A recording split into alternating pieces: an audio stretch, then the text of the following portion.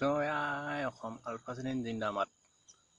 সূৰ্য উদয় যদি লক্ষ্য আমাৰ সূৰ্যাস্তৰ পিনে ধাৱমান কিয়, শীতল বৃষ্টি যদি কাম্য আমাৰ অনাবৃষ্টি খেদি ফুৰিছো কিয়, অনাবৃষ্টি খেদি ফুৰিছো কিয়। শ্ৰদ্ধাৰ অসমবাসী ৰাইজ, জয় জয়তে সুধাকন্ত ডক্টৰ ভূপেন হাজৰিকাদেৱৰ এই গীতটিৰ কলিটোৱে সদৌতিলৈকে আমাৰ বৈপ্লৱিক অভিনন্দন জ্ঞাপন কৰিলোঁ।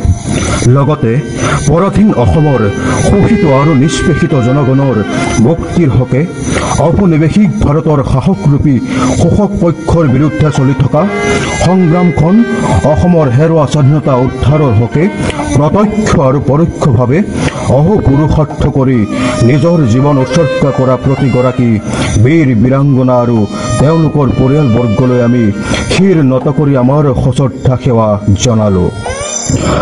অসম নামৰ এই ভূখণ্ড কোনোকালে তথাকথিত ভাৰত নামৰ ভূখণ্ডৰ অন্তৰ্গত নাছিল।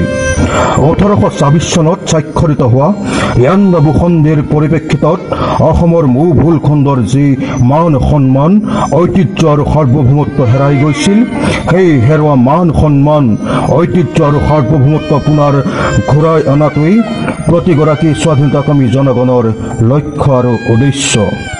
আজি 15 আগষ্ট ঔপনিৱেশিক ভাৰতৰ তথাকথিত স্বাধীনতা দিৱস। ক্ষমতা হস্তান্তৰৰ প্ৰাক্ষণত মহাত্মা গান্ধীৰ মৌ শুনা কথাৰ সাৰ্বভৌমত্বৰ সমমৰ্যাদা সম অধিকাৰ অংশীদাৰিত্বৰ প্ৰতিশ্ৰুতিৰে পৰিপ্ৰেক্ষিতত অসমক ভাৰতৰ সৈতে চামিল কৰিলে একাংশ স্বাৰ্থলোভী ৰাজনৈতিক নেতাই।